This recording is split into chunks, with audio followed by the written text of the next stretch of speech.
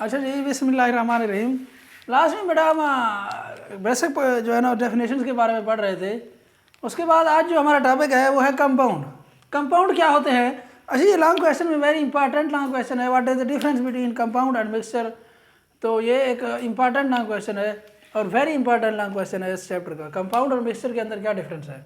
तो आज हम कंपाउंड पढ़ने वाले हैं, उसके बाद मिक्सचर पढ़ेंगे और उसके बाद उनका डिफरेंस भी देखेंगे अलग से। अच्छा, कंपाउंड क्या होते हैं? ये बड़ा ऐसे सब्सटेंस होते हैं, वो कहते हैं substance made up of two और more elements chemically combined together by fixed ratio. दो बातें उसने इसमें की हैं बेटा। सबसे पहली बात तो ये है कि वो केमिकली कंपाउंड हो। देखिए, दो बातें उसने की हैं डेफिनेशन के अंदर। दूसरी पहली शर्त ये है कि उनको दरमियान क्या होना चाहिए, केमिकल बॉन्ड होना चाहिए, वो आपस में केमिकली कंबाइन होने चाहिए। दूसरी बात ये है कि वो जो एलिमेंट्स आपस में मिल रहे हैं उनके दरमियान एक फिक्स रेशो होनी चाहिए। मतलब ऐसा नहीं है कि मुख्तलिफ रेशो के अंदर मुख्तलिफ जो है ना कंपाउंड बन रहे हो, ऐसा नहीं हो सकता। तो ये वो मिक्सचर में चला जाएगा। देखें, सबसे जो मेन प्रॉपर्टी है बेटा वो कहता है ये केमिकली कंबाइन होने चाहिए, और दूसरी प्रॉपर्टी ये है कि ये फिक्स रेशो में होने चाहिए। अच्छा, उसके बाद इसकी कुछ और प्रॉपर्टीज हैं बेटा। वो कहता है as a result of this combination elements lose their own properties and produce new substances या compound that have entirely different properties. देखिए, वो कहता है जब हम आपस में एलिमेंट्स को मिलाते हैं, कंबाइन करते हैं, तो इससे क्या फ़र्क पड़ता है? जो हमारे पास प्रोडक्ट बनती है बेटा, वो उसके अंदर जो एलिमेंट्स हमने मिलाए हैं आपस में, वो अपनी जो शनाख्त होती है वो बिल्कुल मुकम्मल तौर पर खो चुके होते हैं। मिसाल के तौर पर मैं एक एग्जांपल के साथ वजाहत करता हूँ। मिसाल के तौर पर आप वाटर की एग्जांपल ले लें। वाटर बेटा किस तरह बनता है? हाइड्रोजन और ऑक्सीजन के मिलने से बनता है। हाइड्रोजन, हालांकि हाइड्रोजन और ऑक्सीजन दोनों गैसेज हैं। जब वाटर बनता है, वाटर एक लिक्विड है, सिंपल सी बात है। अच्छा, तो इसका मतलब ये हुआ बेटा, अब वो जो चीज़ नई बनी है वो अपनी ना उसके अंदर हाइड्रोजन वाली प्रॉपर्टीज़ हैं, ना ही उसके अंदर ऑक्सीजन वाली प्रॉपर्टीज़ हैं, बल्कि वो एक लिक्विड और थर्ड वन चीज़ बन गई है, वो इनसे बिल्कुल दोनों से मुख्तलिफ है। वो भी यही बात कर रहा है, as a result of this combination elements lose their own properties. जब भी केमिकल कंपाउंड आपस में बनते हैं, केमिकल कॉम्बिनेशन होता है एलिमेंट्स के दरमियान, उसके बाद वो एलिमेंट्स अपनी जो प्रॉपर्टीज़ हैं वो खो देते हैं। उसके बाद दूसरी प्रॉपर्टी उसने लिखी है, compound can not be broken down into its constituent elements bye simple physical method. In compounds को आप फिजिकल, वो कहता है सिंपल फिजिकल मेथड से आप अलग नहीं कर सकते। अगर वाटर का एक मॉलिक्यूल है, हम ऐसे फिजिकली तौर पर नहीं कर सकते कि हाइड्रोजन को अलग कर दें, ऑक्सीजन को अलग कर दें, ये नहीं हो सकता, सिंपल सी बात है। अच्छा जी, उसके बाद उसने एग्जांपल दी है CO2 की, कार्बन डाइऑक्साइड की उसने एग्जांपल दी है। वो कहता है formed when elements of carbon and oxygen. Carbon और ऑक्सीजन के एलिमेंट्स बेटा जब केमिकली आपस में कंबाइन होते हैं तो ये क्या एक फिक्स्ड रेशो के साथ कंबाइन होता है। मैंने दो बातें की हैं बेटा डेफिनेशन में। सबसे पहली बात तो ये है कि ये केमिकली कंबाइन होने चाहिए। दूसरी बात ये है, ये चीज़ भी दोनों की दोनों शर्तें लाजमी हैं। दूसरी बात ये है कि वो फिक्स्ड रेशो में जो है ना आपस में केमिकली कंबाउंड हो। Carbon and oxygen combined chemically a fixed ratio of 12:32 and 3:3 by मास। देखें, कार्बन का जो बेटा एटॉमिक मास होता है वो 12 होता है। अगर ऑक्सीजन की बात करें 16 होता है। और ये चूंकि ऑक्सीजन की क्या है, दो एलिमेंट से कंबाइन हो रहे हैं, तो इसका मतलब है इसका एटॉमिक वेट कितना होगा? 32 होगा।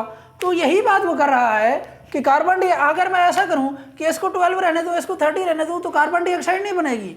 ये रिएक्शन, ये कार्बन डाइऑक्साइड नहीं होगा, ये कंपाउंड नहीं बनेगा बिल्कुल। अच्छा, इसी तरह वो कहता है similarly water is a compound formed by a chemical combination between hydrogen and oxygen. Water भी इसी तरह बेटा, वाटर किस किस चीज़ के साथ मिलकर बनता है? Chemical combination. जब आपस में हाइड्रोजन और ऑक्सीजन केमिकल कंपाउंड कंबाइन होते हैं तो हमारे पास जो प्रोडक्ट बनती है वो भी क्या होती है? वो भी बेटा एक कंपाउंड है। और उसके साथ उसने बताया है ये इनकी भी एक फिक्स्ड रेशो होती है बेटा, 1:8 के साथ ये मिलते हैं आपस में। उसके बाद चलते हैं टाइप्स ऑफ कंपाउंड के। बेटा 2 टाइप्स होती है बेसिकली, जो जनरली तौर पर आम तौर पर यहाँ पे पाई जाती है। देखिए, एक आयोनिक कंपाउंड्स होते हैं, दूसरे कोवलेंट कंपाउंड होते हैं। आयोनिक कंपाउंड कैसे बनते हैं? बेसिकली जो आयोनिक कंपाउंड होता है बेटा, वो आगे जाके आप पढ़ेंगे, वो किसी भी इलेक्ट्रॉन की शेयरिंग से नहीं बनते। इलेक्ट्रॉन की जो शेयरिंग से बनते हैं वो कोवलेंट कंपाउंड होते हैं। किसी भी इलेक्ट्रॉन के मुकम्मल ट्रांसफर की वजह से बनते हैं, चाहे वो इलेक्ट्रॉन गेन कर रहा होता है या मुकम्मल तौर पर इलेक्ट्रॉन क्या कर रहा होता है, लॉस कर रहा होता है। अच्छा, वो कहता है, अब हमारा टॉपिक जो कंपाउंड है वो कहता है compound do not exist in independent molecular form, they form a 3-dimensional structure. जो आयोनिक कंपाउंड होता है बेटा, ये 3-dimensional स्ट्रक्चर में पाए जाते हैं। अगर NaCl की एग्जांपल ले लें, KBr की भी एग्जांपल ले लें, इसी तरह और भी काफ़ी सारे एलिमेंट्स हैं।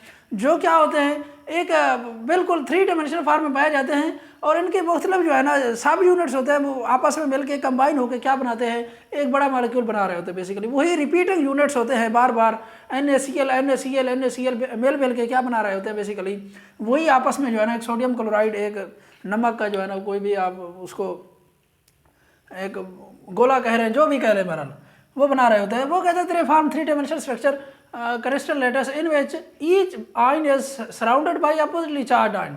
और जो हर आयन होता है, NaCl की जब हम बात करते हैं, Na के पास पॉजिटिव चार्ज होता है, Cl के ऊपर नेगेटिव चार्ज होता है, तो हर पॉजिटिव और नेगेटिव चार्ज जो है ना, हर पॉजिटिव नेगेटिव चार्ज मजीद जो है ना पॉजिटिव नेगेटिव चार्जेस के साथ केमिकली कंबाइन होता है, उनके साथ जुड़ा हुआ होता है। वो कहते हैं these opposite charges attract each other very strongly. अब केमिस्ट्री का बड़ा रूल है, जो अपोजिट चार्जेस हैं वो एक दूसरे को अट्रैक्ट करते हैं। वो भी यही बात कर रहा है, चूंकि एक के ऊपर पॉजिटिव चार्ज है, दूसरे के ऊपर नेगेटिव चार्ज है, वो एक दूसरे को कंप्लीटली तौर पर, एक स्ट्रांगली तौर पर क्या करते हैं, एक दूसरे को अट्रैक्ट करते हैं, जिनकी वजह से क्या होता है बेटा, बॉन्ड बहुत ही स्ट्रांग होता है। और जो बॉन्ड स्ट्रांग होता है तो इसका मतलब यह है कि उसका जो मेल्टिंग और बॉइलिंग पॉइंट है वो भी हाई हो जाते हैं। वो भी यही बात कर रहा है, these opposite charges attract each other very strongly, as a result they have high melting and boiling point, जिनकी वजह से इनका जो मेल्टिंग और बॉइलिंग पॉइंट है बेटा हाई हो जाता है, क्योंकि बॉन्ड को ब्रेक करना बहुत मुश्किल हो जाता है, क्योंकि बॉन्ड टाइटली बॉन्ड हो चुका होता है। जो मॉलिक्यूल होता है, एक पॉजिटिव, एक के ऊपर पॉजिटिव चार्ज है, दूसरे के ऊपर नेगेटिव चार्ज है, सिंपल सी बात है, तो उन्होंने आपस के साथ एक स्ट्रांग बॉन्ड बनाया हुआ होता है। उसकी एग्जांपल भी उसने दी हुई है वो। अच्छा, सबसे अहम बात वो कहता है these compounds are represented by formula units. इनको जो रिप्रेजेंट किया जाता है बेटा फार्मूला यूनिट से रिप्रेजेंट किया जाता है। आयोनिक कंपाउंड को फार्मूला यूनिट से रिप्रेजेंट किया जाता है, ये आपको पता होना चाहिए। अच्छा, उसके बाद चलते हैं कोवलेंट कंपाउंड कौन से होते हैं बेटा। वो कहते हैं they mostly exist in molecular form and their formula is called molecular formula.